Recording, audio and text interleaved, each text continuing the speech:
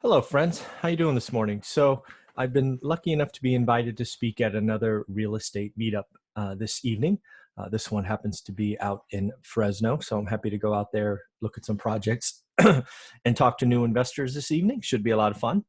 I do want you to know if you happen to be a member of other California-based real estate meetups, and you would like to have some, a buy and hold investor come in and speak with the group. Go ahead and please reach out to me. My email is mzuber@onerental@a-time.com. Send me a note, make an introduction maybe to the people that run it, and we can see about scheduling something. Basically, anywhere in California where I can probably drive to might be interesting to talk to more groups, whether here in the Silicon Valley, SoCal, Sacramento, whatever it happens to be. Let's talk. Let's see if it makes sense, and we can schedule something. So with that said, something I like to do is always do a dry run of my presentation, which is going to be this recording. In real life, there'll be interaction from the audience and things of that nature. And also I do my best to create content that the organizer wants. So in this case, I was asked to talk about buy and hold rentals, the importance of getting to 4, from that perspective. So that's what we're going to do. And let me share the presentation. Move this out of the way, and we'll go ahead and get started. All right, so as mentioned, this presentation is going to be to the Fresno Real Estate Meetup. It's about buy and hold properties. We're going to go through and talk about something I'm doing now is I'm bringing the uncomfortable truths right up front. I've talked about them a couple of times on this channel. I think I've actually expanded the list to 10 or 12, but I picked 5 that kind of resonate with this title. I will talk about our story in a single slide. If there's a lot of new people there, it helps sometimes to cement who we are, and maybe they can see a little bit of us in their kind of where they're sitting. Talk about the keys to success, this, again, around buy and hold and getting started. I do propose, or at least try to make this thought-provoking, is, can you answer these 3 questions? I get a lot of new investors that are stuck, so I try to unstick them by, framing up some key questions. Highlight some early mistakes, talk about some core beliefs, talk about why we teach for rental properties, and then what are we doing after we've left the rat race. And then I think I close with just a picture of our book. I think is how I close this one. So that's what we're going to do. Again, we'll just build this out. Again, sacrifice is key. It's not about how much you make, it's how much you keep, the whole good defense concept.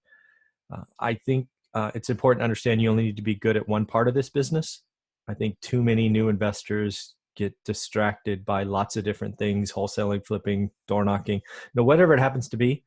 And they make an inch of progress on 7 different things versus, a lot of progress on one thing. The personal network matters, not only as far as deal flow, but in the beginning, it's frightening, and myself included, how many negative people, even today sometimes, which is really odd, right? But there are some negative people that you need to sometimes remove, or at least have less frequent contact with. Bad things happen in the buy and hold business. It's just kind of the name of the game. You need to understand that's going to happen. It's never going to be perfect. You need to manage your ups and downs and things of that nature.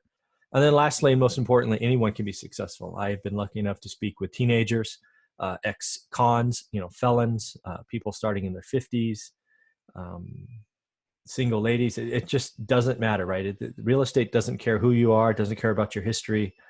It's this inanimate thing that if you understand the basics, you can do some great things in this business. So again, for us, the wake-up call was on my 30th birthday. I've always reassessed or evaluated where I am. I'm going to do that again in July. It's kind of mid-year for me. That's when my birthday is, and really understand where we're at. I was a tech professional, traveled way too much, spent way too long, way too many nights in hotels away from my family. I did try to invest in the backyard, right? That's what all the books said. So I tried that, didn't work for a year. We found Fresno because I was a control freak, 2.5 hours away, but it was a reasonable day trip. First rental experience would crush most people. I think I'll tell the North Drive story here where we dig in, we get somebody, we do everything right, it still blows up. Basically we collect a single month's rent and a down payment or a deposit, and that's it, right? And then we have to evict, which takes 60 or 90 days, $15,000 in damage when they're out. I think that would have crushed most people. Again, we've been through a full cycle and a half, right? We went up, we went down, we come up, and we've been investing all throughout that. And I think it's important for people to hear that you don't need to, you don't need to wait for some depression or for the market to turn. If you do your homework and you do what I say and what I teach, if you learn your market, you can create good deals in any market. We've done 10 or 11 transactions this year already. And this is from a guy who thinks we could be turning around, but I know my market, I know the deals, I know what makes sense. And because I'm doing that, I can buy in any market. When markets do get crazy in one asset class, it's okay to move and reposition money. 1031 exchange out of houses into apartments was a huge part of our success back in 07, 08. And, it could happen again, but maybe this time it's 1031ing out of apartments into houses. You just never know. We were buy and hold, technically exchange, but we didn't sell. That was an important part of our 15-year journey. The wife retired 5 years ago, and then I left in February of 2018. And now we spend time giving back. We turned some of our properties into prime of ownership rentals for new landlords. Okay, so we were bought in together, joint sacrifices. We were living paycheck to paycheck. On my 30th birthday, I talked about that wake-up call. We decided that we needed to keep earning and maximize our earnings, but start saving, and we slowly ratcheted down our expenses, probably to 50% of our income there after 5 or 6 years, which allowed us to keep moving forward. We bought deals that made sense, even in seller's market. We couldn't wait for, and frankly didn't know a crash was coming the first time. We kept learning our market every day for 10 years, which is what I teach and talk about. You really need to understand what's going on and get almost a rhythm of what's happening in your market. And, realtor.com, Redfin, it's out there. And if you look every day at a select criteria, you can start to learn your market as well. We were always use conservative finance, and we just stopped chasing, prices high, single family homes higher. When they stopped working in our model, right? At some point they got silly. We did move into small multis when they were undervalued. We found ways when banks were saying no to keep moving forward, which was a key to our success. We never stopped looking for deals. Hence our one rental at a time is our story. We had so little time, we outsourced everything else except getting more capital, right? Earning and finding deals. Those were what we keyed on all those years, and we outsourced everything else. So here's a few questions if you're a new investor that I think often gets people stuck. What is your buying criteria? Well, what is it, right? Do you want to, is it $100 a month per door? Is it 7% cash on cash? Is it the yellow house with 3 bedrooms? I don't know, right? What is it? Do you know what an average deal is in your market? And this really goes to the crux of what I'm trying to teach people. If you really spend the time to learn your market, you need to understand what's a bad deal, average deal, good deal, great deal in your market for your chosen asset class. When you understand that, you can buy in any market. If you know what an average deal is, what's a good or great deal? And then, what should you focus on? And then what should you be willing to outsource, right? Real estate's a people business. So what can you outsource, leverage from others, and the like? So what are some of our earlier mistakes? I was focused on cheap properties. I don't know why, but when you go back and you look at the math, buying cheap properties consumed too much cash and really stunted our growth in the beginning, which hurts because, as you've already seen, we took all of those properties and did a 1031 exchange. And if I would have bought cleaner properties and consumed less cash, I would have been able to buy a lot more and then thus 1031 more. Truth be told, I just didn't appreciate our cash. I didn't know. I thought cheaper was better. And shoot, if I had to spend 15 grand after buying something and, I got, 30 grand in value, I thought I won, right? Our net worth went up 15 grand, but that's irrelevant, right? The markets go up and down. The only thing that really mattered is I lost that 15 grand, in my opinion. I didn't appreciate return on time. I always thought it was about ROI or maybe cap rate or, whatever your term is.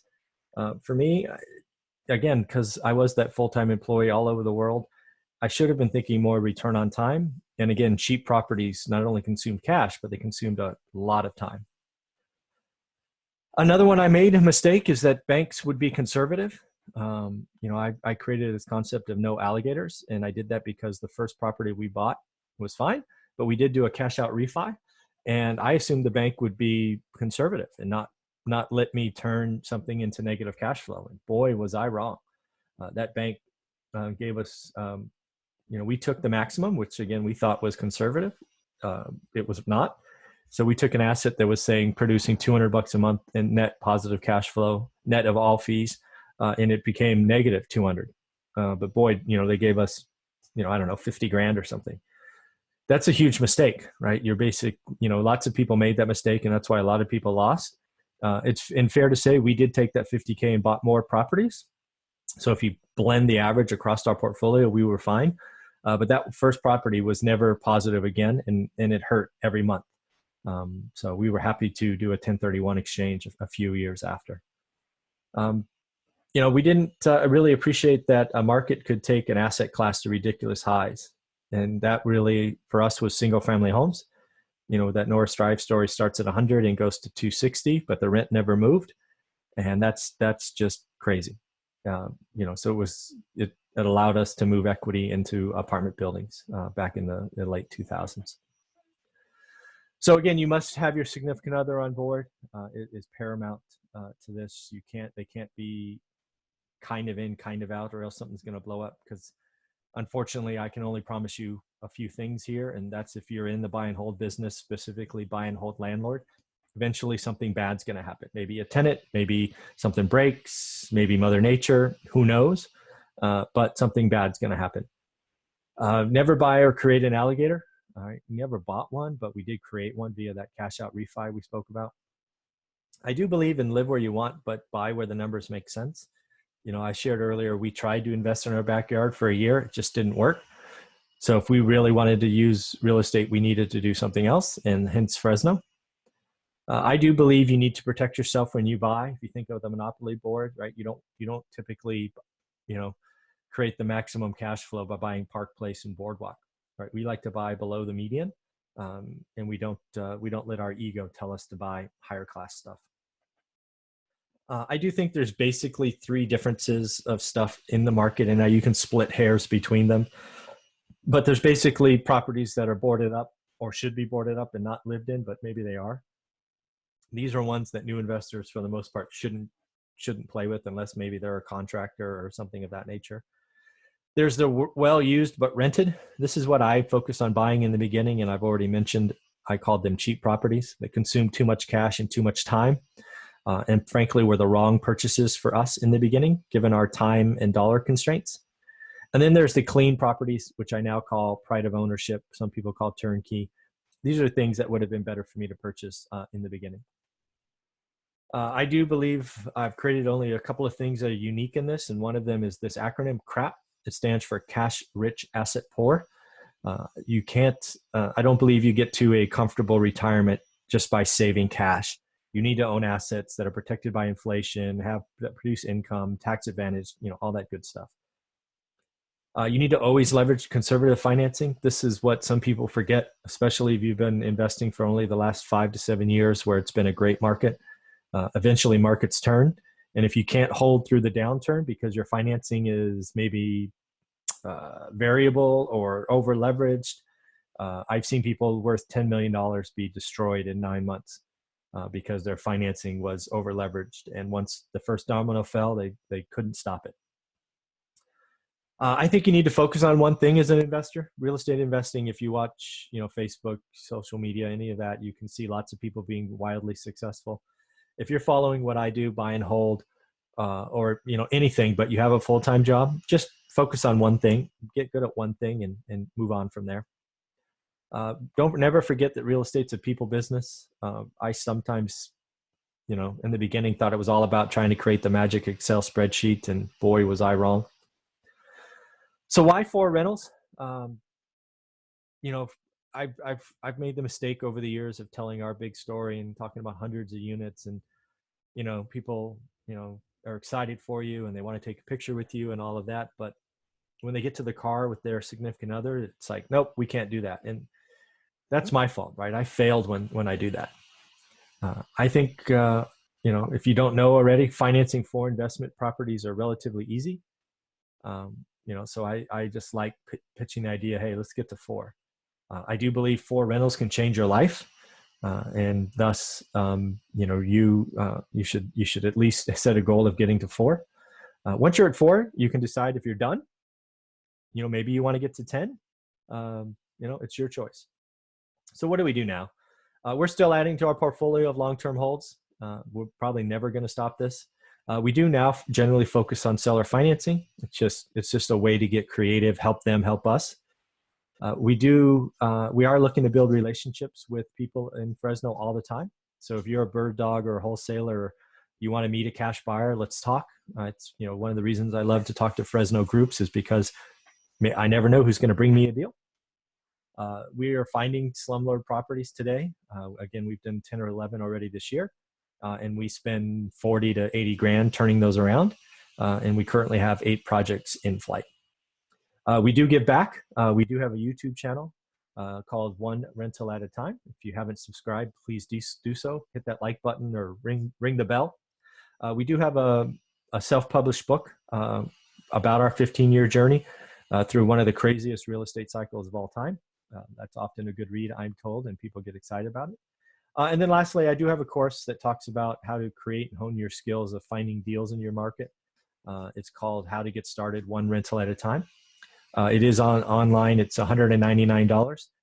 But for people that watch watch or meet me at a meetup, I do give you a $50 coupon code because I want to see you successful, and it's a small way to thank you for your time. It's Web50. So, if you happen to be watching this and you're interested in learning your market, what's a bad, average, good, and great deal, which again, I think is the key. There's a coupon code, so it only costs you $149. And you can find that on our website at onerentalatatime.com. I think it's near the bottom. And again, here's the cover of our book. If you go to Amazon, you can get it in paperback. I think it's $14.99. If you have a Kindle, I think it's $9.99. And there is our email and our website. If again, use the website to check out the course, learn about us, and all of that good stuff.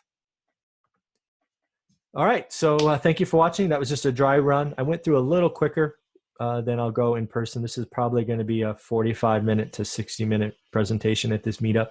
Again, if you have other meetups that you would like to go to, you have topics you want me to cover, let me know. I'd even be up for, if you have a really good topic, doing a webinar, right? If you have a real estate meetup, or you can get a collection of people onto a online, I don't know what you call them, WebEx or Meetup or whatever, and you give me a topic to build something for, I'd love to do that for you. So let us know, and always reach out. If you have questions, leave them below. If you like the video or think I missed something, again, let me know. I love feedback. All right. Thanks, everybody. Take care.